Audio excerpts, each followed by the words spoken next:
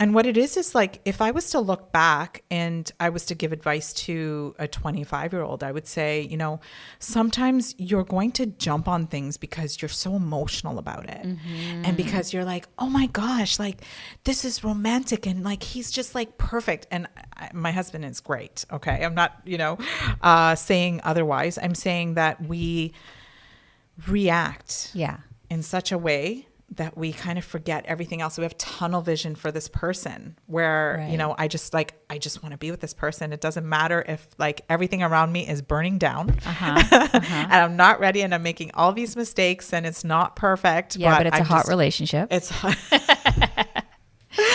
pretty much, right? Like, cause you're just in it and you just love it and you can't live without it. Do you think that a lot of us at that age, and yes, a lot of us at that age are just in love with being in love? Yes. And so we're not very discerning in what's good for us. Right. They can be an amazing person, maybe just not 100% good for you.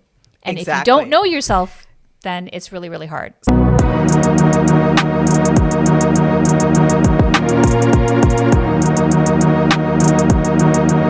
Welcome to the Womanhood Lectures, where we bring you topics on issues that matter to you, the modern day woman. I'm Yasmin. And I'm Lyra. Please like and subscribe and share the show. We are on YouTube, Rumble, as well as Spotify.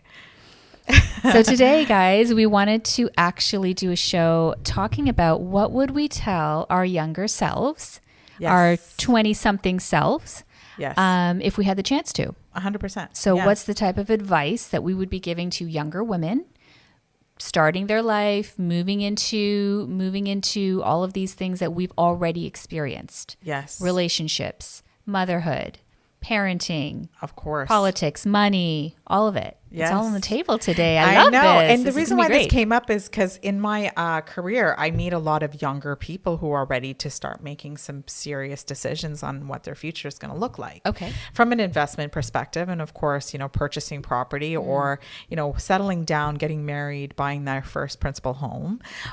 So, they just hit me that, there's so many things that if I could look back 20 years, what would I do differently? And I wanted to do it from many different perspectives. So, okay. So let's start with, say, family. If you were 20 years old, what would you do differently when it comes to family?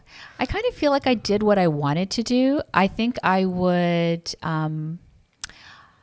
like in terms of starting your own family. Yes. Okay. So I would probably have my kids just a little bit younger.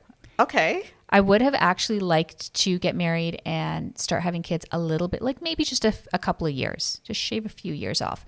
I kind of feel like even though, I may not have been completely financially prepared for that. Are we ever?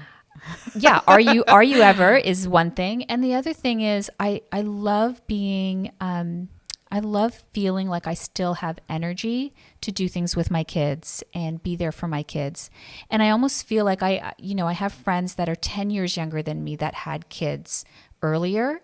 And so all their kids are graduating and finishing high school same time as mine, but they're like just barely 40. Right. And I'm like, oh my gosh, girl, you've got so much time ahead of you to now also do something completely different with your life. And you still have the energy to do it. Yeah. Right. So I think that that's kind of a neat thing. And I would have maybe considered doing things a little bit earlier. What about you? Oh, family. I actually had my first, I was 28. So I feel like that was a really good age. It wasn't like too young. Family wise, I did actually tie my tubes in my 30s. Oh, okay. So if I could do things differently, I wouldn't have. I would have definitely had about 5 children. Yes. Because you have a few and then you're like, wow, they're a teenager and they're telling me where to go. You know what I mean? Like it's so fast. It happens like overnight. And then you're like, where's my babies, right? I would have definitely had more kids. I agree with that. I actually probably would have had one more. And that's probably why I'm thinking I should have started earlier. I feel like I should have had at least 1 or 2 more, I would say. I think that would have definitely been fulfilled.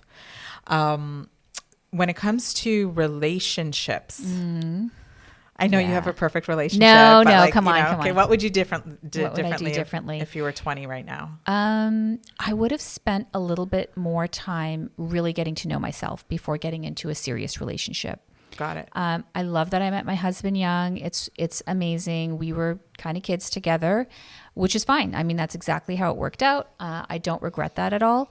But I think I would have liked to spend a year or two truly getting to know myself with the intention of getting to know myself. Right. And I think I would have been less in a hurry to find the one. Right. Like I feel like in my early 20s, I was just so gung ho of like, I really want to find that person, like my person. Right. Right. And I was very focused on desiring a relationship. But I think I would have liked, I would tell myself, spend a year single or 2 years single, like really single. Don't date and actually start dating yourself. Learn everything that you can about yourself, every 100%. like, every dislike, all the things, start examining yourself. Bring some awareness to how you are as a person. What are you bringing to the table to all of your relationships, girlfriends, family, everything. Look at it all. Look at your patterns. Look at the stuff that triggers you and heal some of that before you get into a relationship. You'll be so much better off if you come in as a more wholesome person, more completed with some of your own traumas and some of your own wounds, that if you do that work, you will attract an incredible person into your life that will be a really good match for you. And you won't spend quite as much time in your relationship trying to heal those wounds for each other, because it can be really, really hard. Oh my gosh. Young love is hard. You're speaking to me. Yeah. What would you say? You'd agree with that? You know what? My relationship in the first 5 years was very volatile and very difficult. He's like the perfect person. You know what I mean? And he's such a great dad.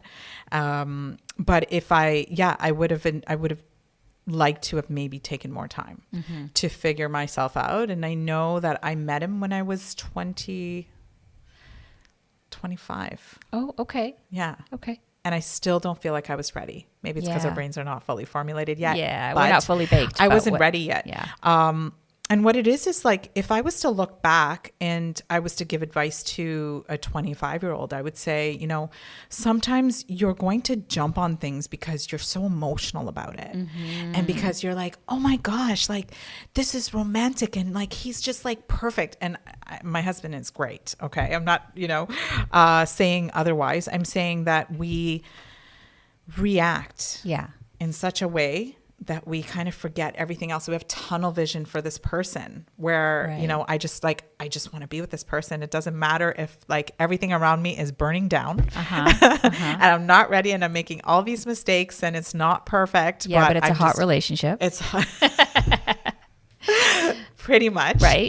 Because you're just in it and you just love it and you can't live without it. Do you think that a lot of us at that age, and yes, a lot of us at that age are just in love with being in love? Yes. And so we're not very discerning in what's good for us. Right. They can be an amazing person, maybe just not 100%. good for you. And exactly. if you don't know yourself, then it's really, really hard. So if 20 years ago, I would say, step back, stop for a second, take a breather, go to the gym, meditate a little bit, think about this. Drink your water. Yes. And take your time, because I felt very rushed through it. And there was just so much drama, so much emotion, so much craziness that I experienced. And we did get married and we've had a great life together. I'm suggesting that, if I was to go back, I would do things differently. I would, I would ask all those questions of myself, which you kind of hit the nail on the head about. I would ask if I'm ready. I would prepare myself for what I was about to endure. I would, try to find a way to love myself first before I expected it from another person.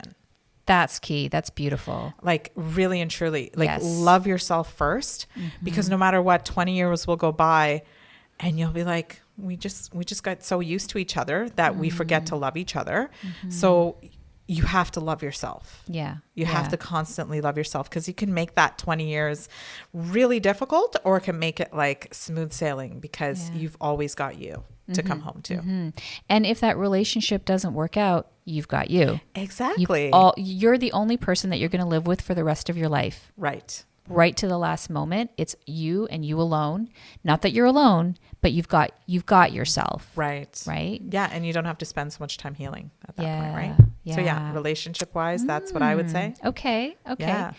Money wise, would you do anything differently in terms of finances or career maybe? 100%. Oh, what would you do differently? Okay. So start with finances. Yep.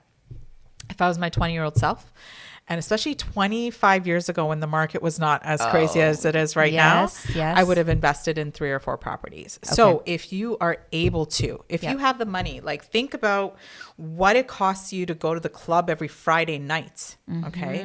Friday, Saturday night in a month, if it's going to cost you $200 because you also need an outfit. So let's say $300. Okay. A week and to your go out. Uber and your drinks. Exactly. And eating well. Exactly. And your Starbucks. So add all that up, take that money, and you can invest it in something, whether it be Bitcoin, whether it be some sort of mutual fund, whether it be a house or some sort of investment. Invest it, because you will thank yourself 20 years down the road when you have money, because all that club money and all that eating out and Starbucks, it's going to come right out. Right? Like, it's gone. It's gone. Yeah. It's gone, right? Yeah. You're going to poop it out the next day. So it's gone. But at least that real estate investment and that money is growing for you. So even if it's a couple $100, just put money away every single month. Okay. Yeah. I would say that. Yeah. I love that. I would agree with that. So I was more of a saver, right? My parents basically told me, like, save your money. And I didn't really ever get taught about investing at all. So I would, instead of just saving, I would invest it. Right. You know, I bought my first place in my early 20s, but then I sold it, and we eventually upgraded till we had a house together, right? But you're right. I would have probably divvied up that money and invested it in 2 or 3 properties, and then kind of lived more frugally in maybe one of the properties and had the other 2 until those assets started really building more of an income. So yeah, I think to add to yours, I would invest in assets. Yes. Versus things like a nice car or whatever. Things that will deteriorate. That will depreciate in value. Yeah. So get financially literate.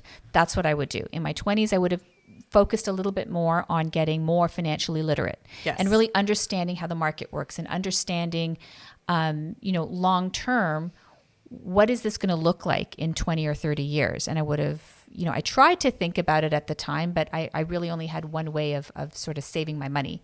So yeah, I would have looked at other things, and I would have actually taken more risks financially at that time, because I'm young. I have time to recover. I have a good job. Right? I can get a good job. I can always make a little more money to make up for that, but I won't be able to do things when I'm older, because I won't have the time to recover from that. So, try a few different things in your 20s if you can. Even in your early 30s, you still have time. Yes. Right? 100%. So yeah. And what about career?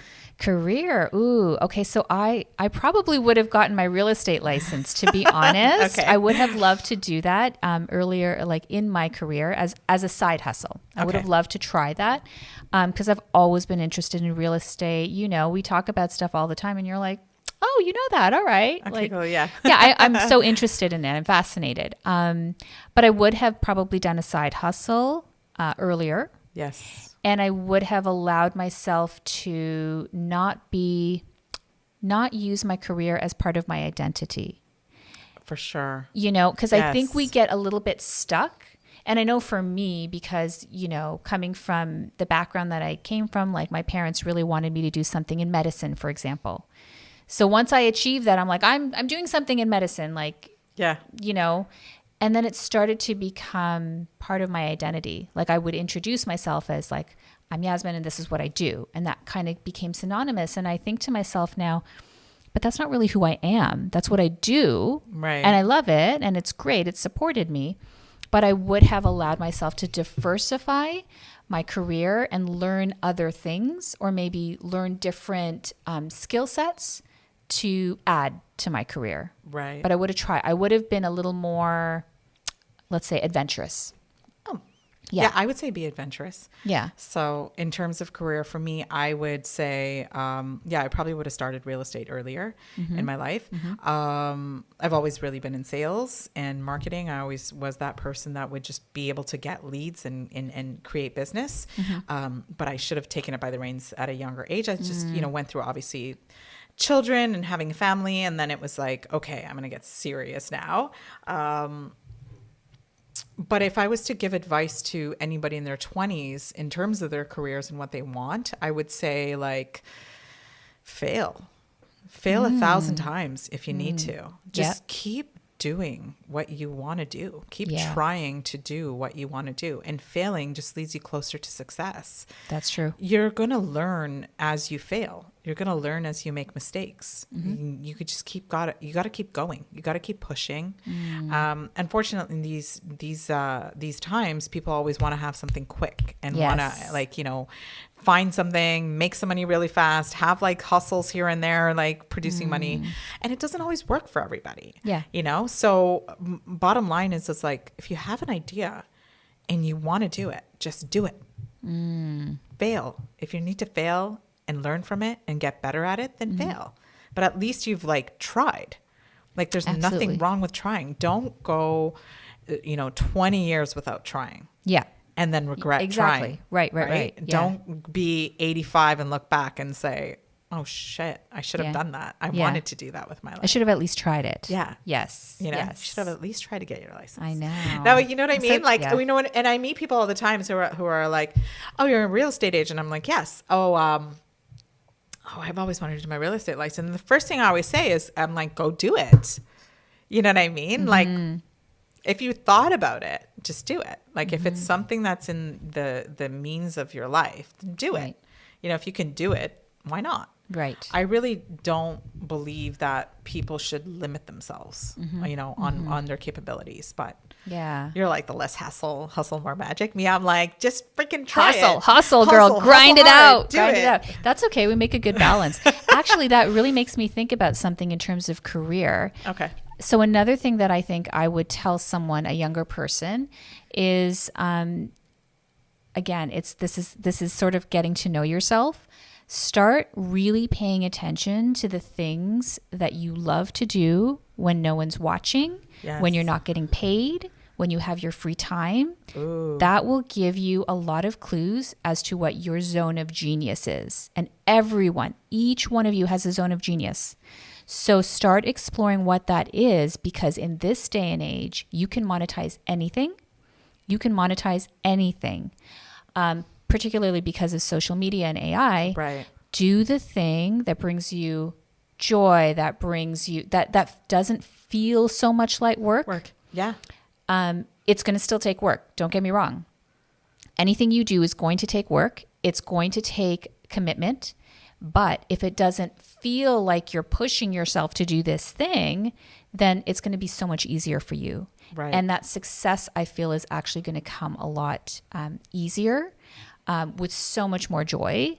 And you'll get to actually enjoy what you're doing and still make money. Like, I've now separated for my kids that, let's just say post-secondary education, for example, is not always needed or necessary now, right? These days, you're just competing with so many people. You never for know a specific job, right? Yeah. So I'm of the mind frame now where it's like, if you're looking at your career, look at your likes, look at your dislikes, look at your personality type. Right. If you're someone who tends to like to be quiet, you like to research things, you like to be in the background, maybe sales isn't for you. Like that'll be really taxing on your energy. It's a great skill to have, right? But it may not be your big bread and butter. Find the thing that really is a good fit for you, and then figure out how to monetize that, right? So if it's through school and there's something specific that you can study that will get you there, do it.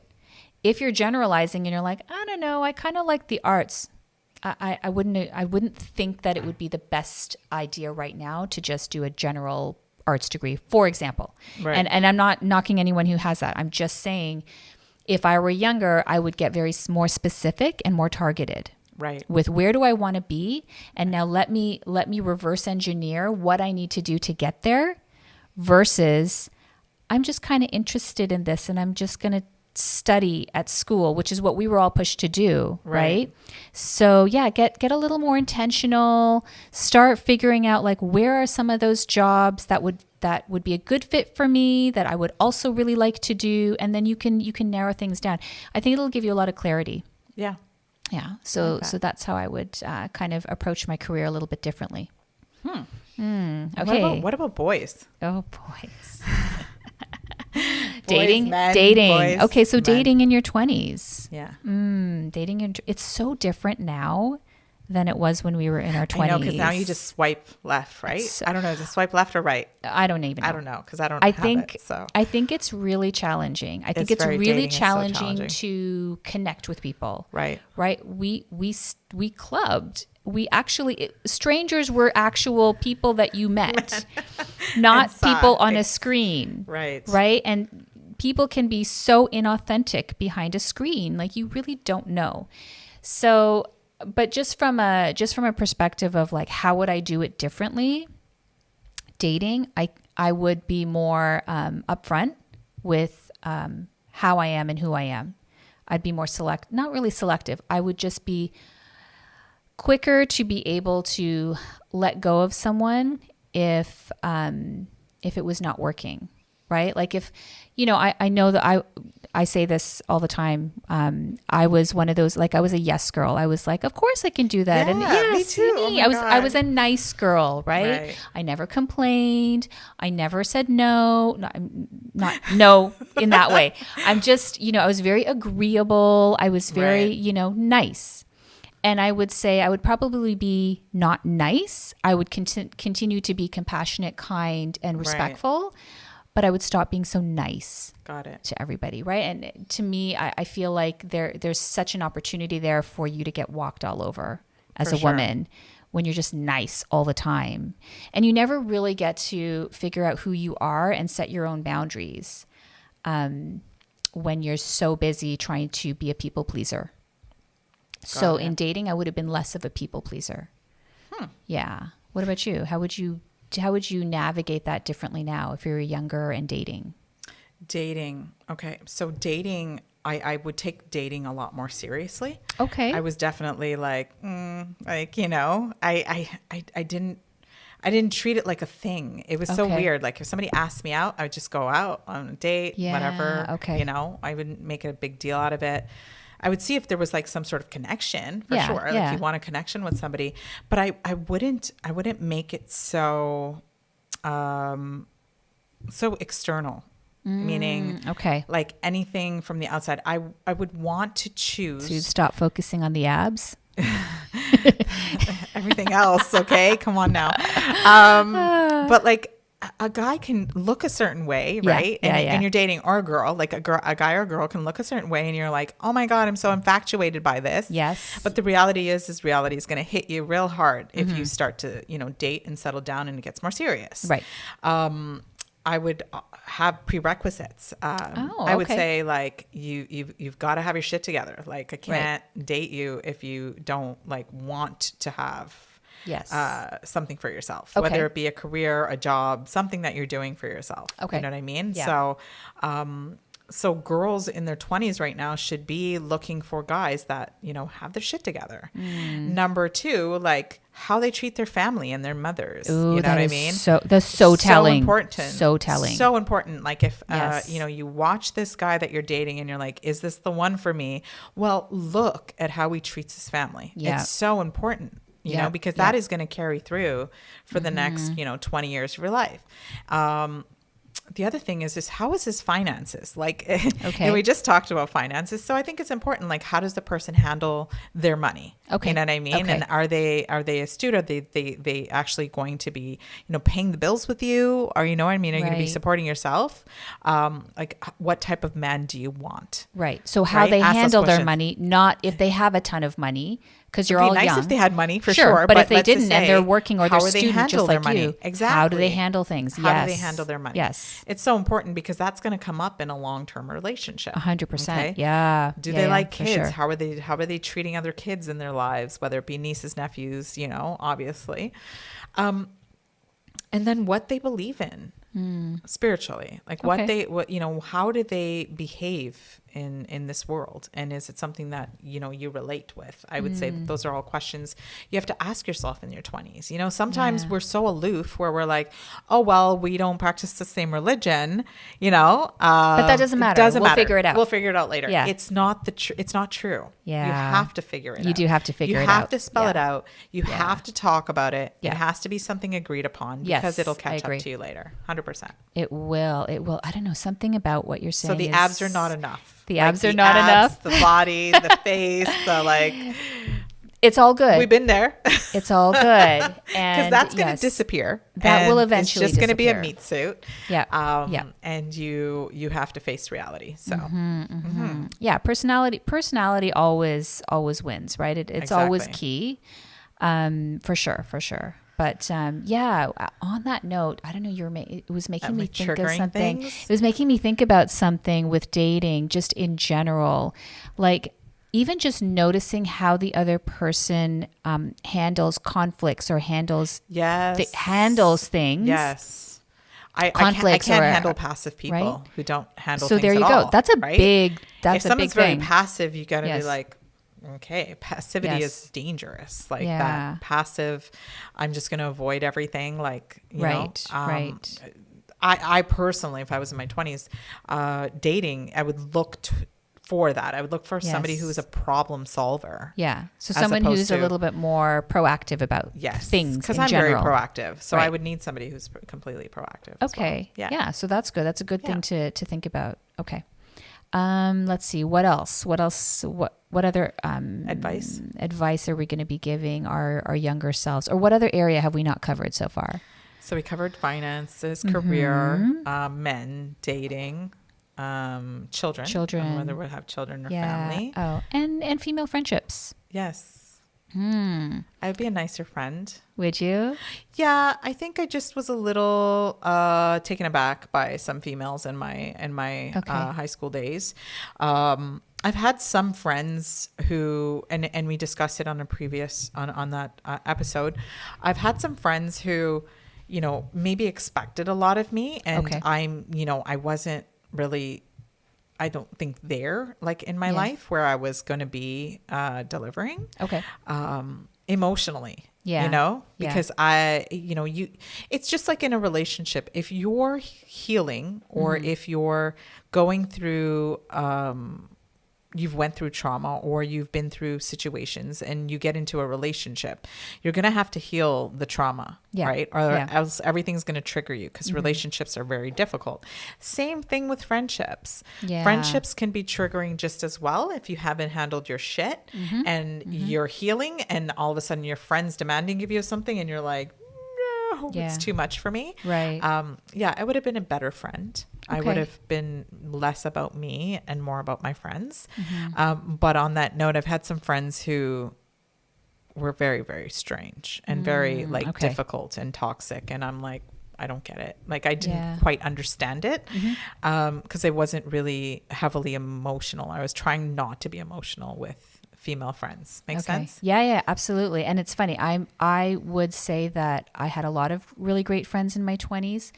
But that's also because I put in so much effort and I was So a you're the yes reverse. girl. Okay. It's the Yes. reverse, where I would have actually been a little bit stronger about my boundaries, and I would have been learned how to say no more often, so that I'm not your go-to girl for friggin' everything. I'm the opposite. I used to be like, Right? peace out. Yeah. See, I need a little bit of that. Oh, I was so bad. so that I could have my own sanity. Right.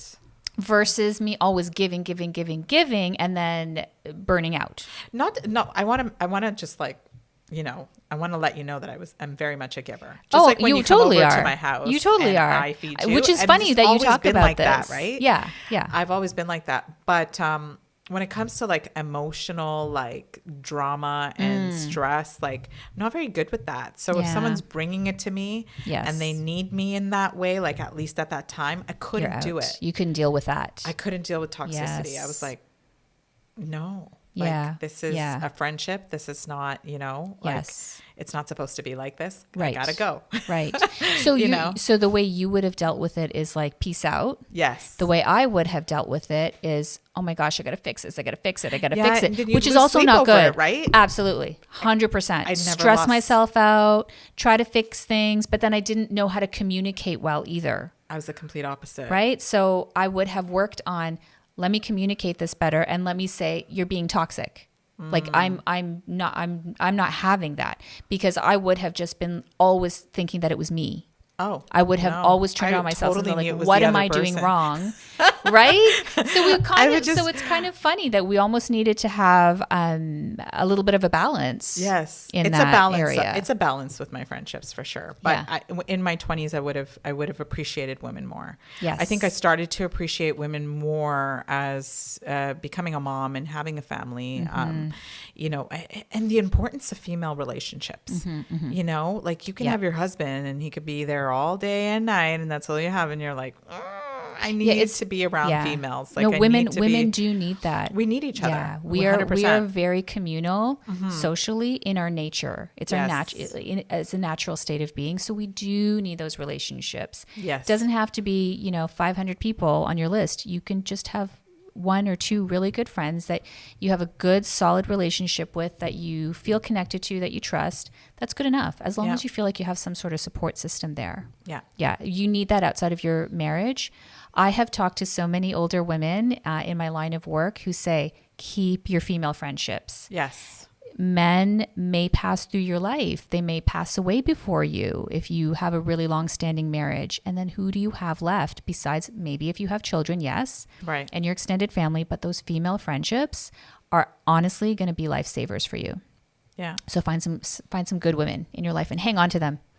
100%. Yeah. I love it. All right. Well, I think we've covered most of what we wanted to say. If we think of anything else, we'll just throw it on another we'll do another show. For sure. Yeah. But advice to our younger selves. So 20-something, 30-somethings, we hope you enjoyed this. And we will be back again with another show next time. Thanks for joining us. Don't forget to like, subscribe, and share. Thank you.